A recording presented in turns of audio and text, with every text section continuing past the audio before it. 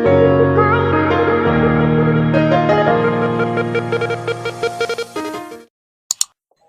teman-teman, perkenalkan nama saya Tria Margareta Purba. Saya Jessica Bursilalahi. Saya Rio Marojahana Ibaho Dari Prodi Peternakan Fakultas Pertanian. Universitas Sumatera Utara. dengan dosen pengampu Ibu Tati Vidiana Sari SPTMP, dan di sini kami akan menjelaskan mengenai anatomi dari kelinci atau bahasa latinnya disebut dengan Oryctobulus cuniculus. Selamat menyaksikan. Sistematika dari Oryctolagus cuniculus. Pertama-tama saya akan menjelaskan sistematika dari kelinci. Yang pertama adalah filum. Filumnya dari vertebrata dengan kelas Mammalia dari famili Leporidae dengan spesies Oryctolagus cuniculus. Anatomi eksternal dari tubuh Oryctolagus cuniculus. Selanjutnya saya akan membahas mengenai bagian-bagian eksternal dari kelinci. Yang pertama ada kaput atau bagian kepala, kemudian ada kolum atau bagian leher, kemudian ada trunkus, bagian badan, lalu ada ekstremitas liberae yang dibagi dua yaitu cranalis atau bagian kaki depan, kemudian ada caudalis atau bagian dari kakinya, kemudian yang terakhir ada caudal atau ekor. Penjelasan dari caput atau kepala. Bagian pertama yang akan saya jelaskan yaitu adalah bagian kaput atau kepala. Pertama, terdapat trima oris atau mulut yang dilengkapi dengan labia superior atau bibir bagian atas. Ini. Lalu ada labia inferior atau bibir bagian bawah. Ini. Selanjutnya adalah nares externus atau lubang hidung. Ini. Nares externus ini berfungsi sebagai organ pernafasan. Selanjutnya adalah organon visus atau mata yang terdiri atas, yang pertama adalah bulbus oculi. Bulbus oculi ini terdiri atas kornea, ini bagian putih di mata, kornea. Lalu ada iris, bagian coklat. Kemudian yang terakhir adalah pupil yang berwarna hitam. Yang kedua adalah palpebra atau bagian kelopak mata yang terdiri atas palpebra superior yang bagian atas dan palpebra inferior atau yang di bagian bawah. Lalu ada pallica seminalis. Selanjutnya adalah organon auditus atau bagian telinga yang terdiri atas, yang pertama ada pinea atau auricule yaitu bagian daun telinga ini. Lalu ada porus acousticus externus atau lubang telinga bagian luar. Yang kedua adalah kolum atau leher. Pada kolum atau leher ini terdapat skeleton pada tulang belakang. Penjelasan truncus bagian badan. Nah, selanjutnya kita akan membahas mengenai bagian trunkus atau bagian badan, di mana badan dari Oryctolagus cuniculus atau kelinci ini ditutupi oleh pilus atau rambut-rambut. Nah, di sini kita akan membahas bagian badannya. Yang pertama ada toraks, yang ini di toraks atau dada, kemudian ada abdomen atau perut, kemudian ada yang disebut dengan glute atau bagian kulit luar, ini dia bagian kulit luarnya, kemudian ada bagian dari perineum atau bagian otot tubuh, kemudian ada beberapa organ yang melekat pada trunkus atau badan, yaitu yang pertama ada umbiculus, kemudian ada mammae dengan papilla mammae, yang terakhir ada anus. Ini dia bagian dari anus. Kemudian ada organ genital eksternal pada jantan. Yang pertama ada penis. Ini dia penis. Lalu ada ovicum eksterna, kemudian ada skrotum. Yang ini skrotum yang berada pada sebelah bagian kiri dan kanan pada penis, yang dimana isinya ini berupa testis. Penjelasan ekstremitas libera. Selanjutnya adalah bagian ekstremitas librae. Pada ekstremitas librae ini dibagi menjadi dua bagian, yaitu ekstremitas cranalis atau yang disebut dengan kaki bagian depan kelinci atau tangan, dan kemudian ekstremitas caudalis atau kaki bagian pada kelinci.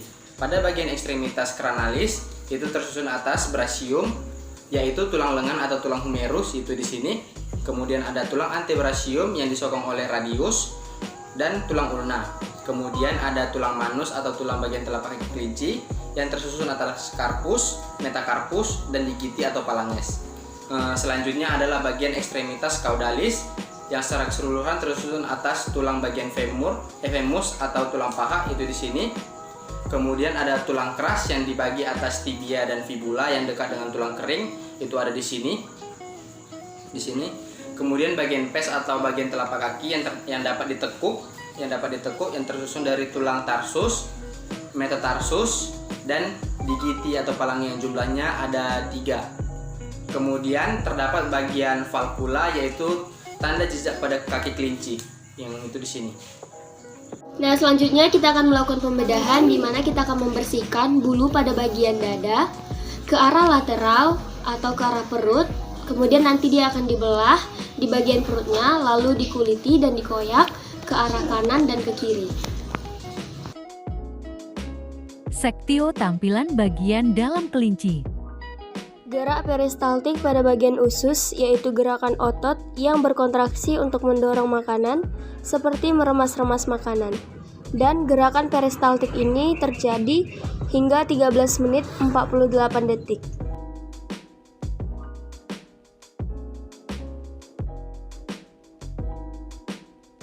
Selanjutnya ada gerak otot jantung yaitu gerakan yang terjadi seperti memompa dan terjadi sekitar 2 menit. Topografi Arectolagus cuniculus. Selanjutnya kita akan masuk ke dalam topografi internal dari kelinci. Yang pertama ada hepar atau hati. Dia berwarna merah tua yang terdiri dari beberapa lobi. Nah, di dekat hepar ini ada vesica velea yang berwarna hijau ini atau biasa disebut sebagai kantong empedu. Kemudian ada esofagus yang ini. Lalu ada ventriculus atau biasa kita sebut sebagai lambung. Nah, ventriculus ini terdapat enzim pepsin di dalamnya. Lalu ada lien atau limfa yang ini. Kemudian ada intestinum tenue atau usus halus. Lalu ada cecum yang besar ini disebut sebagai cecum. Lalu ada intestinum crassum atau usus besar. Lalu ada vesica urinaria. Diafragma. Selanjutnya kita masuk ke bagian diafragma yang merupakan batas antara rongga dada dengan rongga perut yang terletak pada persis antara bagian dada yaitu tulang rusuk ini. Dari diafragma itu fungsinya itu untuk membantu pernapasan. Anatomi internal. Selanjutnya yaitu anatomi internal pada kelinci, yaitu bagian sistem digestoria atau yang bagian pertama tractus digestivus. Nah, pada bagian tractus digestivus ini pertama terdiri dari cavum oris atau mulut. Pada bagian mulut ini terdapat atap-atap mulut yang terdiri dari palatum durum atau atap sebelah depan dan atap sebelah belakang atau palatum mole.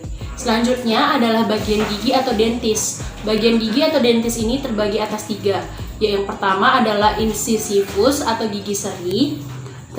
Ada 6 buah. Lalu ada premolare atau gigi geraham depan yang berjumlah 10 buah.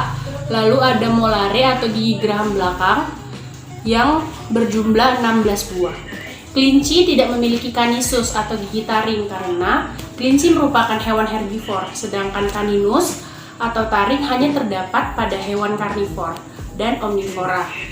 Selanjutnya adalah lingua atau lidah. Lidah atau lingua ini terdiri dari otot-otot yang dilapisi oleh mukosa yang penuh dengan papila. Lidah ini mengandung syaraf pengecap yang berfungsi untuk membantu proses penggilingan makanan di mulut. Selanjutnya adalah paring, yaitu percabangan antara bagian mulut dengan bagian sistem pernafasan.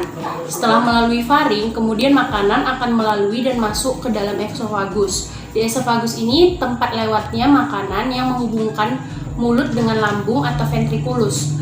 Selanjutnya makanan akan masuk ke ventriculus atau lambung. Ini berbentuk berlambung itu berbentuk kantong yang berfungsi untuk menghasilkan gas HCl atau asam lambung, dan juga enzim-enzim yang berperan dalam proses pencernaan. Pada bagian ventrikulus ini, lambung terbagi atas 3, yaitu bagian atas lambung atau yang disebut dengan kardia, lalu bagian tengah lambung yang disebut dengan fundus, dan bagian bawah lambung yang berdekatan dengan intestinum tenue. Pada bagian ventrikulus atau lambung dibagi menjadi 3. Yang pertama adalah bagian atas ventrikulus yang disebut dengan kardia, lalu ada bagian tengah ventrikulus yang disebut dengan fundus, dan bagian bawah dari ventrikulus yang berdekatan dengan intestinum tenue. Berfungsi sebagai tempat penyerapan makanan oleh zon-zon usus atau mikrofili. Bagian selanjutnya, setelah dari usus halus atau intestinum tenue masuk ke sekum. Di sekum ini terjadi proses pencernaan secara fermentatif oleh mikrofili. Setelah dari sekum masuk ke kolon. Di kolon ini terjadi percampuran antara sime dengan enzim yang akan membentuk tinja. Ini tinja.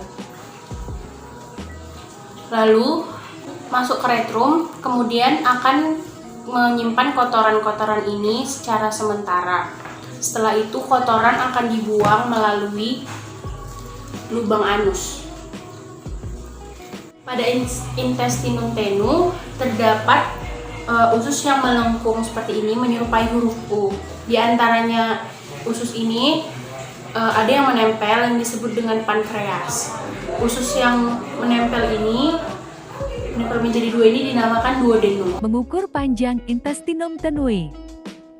Selanjutnya kita akan mengukur bagian dari intestinum tenue atau usus halus yang dimulai dari ujung ventrikulus sampai pada bagian ujung sekum.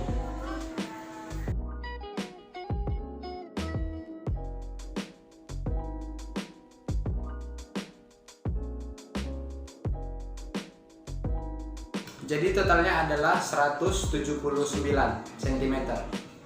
Glandula digestoria. Selanjutnya kita akan membahas glandula digestoria, di mana yang pertama itu ada glandula salivari yang terdapat di rongga mulut, yang terbagi lagi menjadi 3, yaitu glandula parotis yang berada di sebelah luar di belakang mandibula atau bawah telinga. Kemudian ada glandula sublingualis atau berada di bawah lingua atau berada di bawah lidah. Selanjutnya ada glandula infraorbitalis yang terdapat di bawah bulbus oculi, di mana semua kelenjar ini memiliki pasangan. Kemudian kita masuk ke hepar atau hati, di mana dekat dengan diafragma, dekat dexter ventriculus yang menghasilkan cairan empedu yang dialirkan melalui ductus hepaticus menuju vesica velea. Selanjutnya adalah penjelasan dari vesica velea yang ini atau kelenjar empedu yang merupakan saluran dari gabungan antara ductus hepaticus menjadi ductus choledocus yang bermuara di cranial duodenum. Lalu selanjutnya kita masuk ke pankreas. Yang ini pankreas yang terdapat di antara duodenum, yang ini duodenum, yang menghasilkan 2 macam getah atau enzim yang disalurkan melalui ductus pancreaticus ke duodenum, hormon yang disalurkan ke dalam darah. Tempat proses pencernaan, karbohidrat, protein, lemak, serat. Selanjutnya yaitu proses pencernaan karbohidrat pertama sekali terjadi pada organ yang dapat menghasilkan kelenjar saliva atau enzim saliva, yaitu terdapat pada mulut karena mulut dapat menghasilkan kelenjar saliva. Kemudian proses pencernaan protein pertama sekali terjadi pada ventrikulus. Kenapa di ventrikulus? Karena di dalam ventrikulus ini terdapat enzim yang dapat mensekresikan protein. Proses pencernaan lemak pertama sekali terjadi pada intestinum tenue atau usus halus, karena di dalam intestinum tenue ini terdapat enzim lipase yang dihasilkan oleh pankreas dan dibantu oleh cairan empedu, sehingga lemak diubah oleh enzim lipase menjadi asam lemak. Kemudian pencernaan serat pertama sekali terjadi pada bagian sekum yang dibantu oleh mikroba. Situs viscerum thoracis. Selanjutnya yaitu bagian situs viscerum thoracis yang meliputi pertama adalah trakea. Trakea ini berbentuk cincin tulang rawan. Kemudian ada bronkus. Bronkus ini merupakan percabangan dari trakea. Selanjutnya adalah pulmo atau paru-paru. Paru-paru ini berfungsi sebagai tempat pertukaran oksigen dan karbon dioksida. Selanjutnya adalah core atau jantung yang berfungsi untuk memompa darah ke seluruh tubuh. Sistem respirasi. Selanjutnya kita akan masuk ke sistem respirasi atau pernapasan dari Ornithalagus cuniculus atau kelinci, di mana udara pertama kali masuk ke nares externus atau lubang hidung pada bagian luar, kemudian masuk ke cavum nasi atau rongga hidung bagian dalam, kemudian masuk lagi ke nares intermus yaitu lubang hidung pada bagian dalam. Kemudian di sini juga ada yang namanya glotis atau lubang sebelum terdapat laring, kemudian masuk ke dalam trakea. Ini dia trakea. Lalu menuju ke percabangan dari pulmo atau paru-paru yang ini. Kemudian yang terakhir masuk ke paru-paru atau pulmo. Nah, jadi di pulmo ini ada yang namanya sinister atau paru-paru sebelah kiri, lalu ada dexter atau pulmo paru-paru sebelah kanan. Nah, jadi di sinister ini dibagi lagi nih menjadi dua, ada superius dan lobus inferius. Kemudian dexter terbagi lagi menjadi tiga, yaitu lobus superius, lobus medianus, dan lobus inferius. Sistema vena. Selanjutnya saya akan menjelaskan mengenai sistema vena. Yang pertama adalah vena cava cranalis, yaitu vena yang menerima darah dari dinding toraks, kepala, dan kaki muka. Kemudian ada vena cava caudalis yang datang dari kaki dan alat-alat dalam. Bagian urinaria. Selanjutnya adalah bagian urinaria. Yang pertama terdapat ren atau ginjal yang berbentuk seperti kacang yang berwarna merah tua yang dilapisi oleh kapsula remis. Kemudian ada ureter atau saluran yang keluar dari ren atau ginjal. Kemudian ada vesika urinaria yang ini. Kemudian ada uretra yang di sini. Dan yang terakhir adalah penis yang berfungsi untuk mengeluarkan urin atau air seni dari kelinci. Itu terdapat pada sini. Sistema nervosum. Sistema nervosum yaitu kepala kelinci, bagian dari tulang tengkorak dibelah menjadi dua bagian seperti ini. Kemudian akan muncul cerebrum atau otak besar, kemudian ada cerebellum atau otak kecil, lalu terdapat medulla oblongata yang di sini yang menghubungkan antara medulla oblongata dengan medulla spinalis pada bagian sumsum tulang belakang. Sekian, thanks for watching.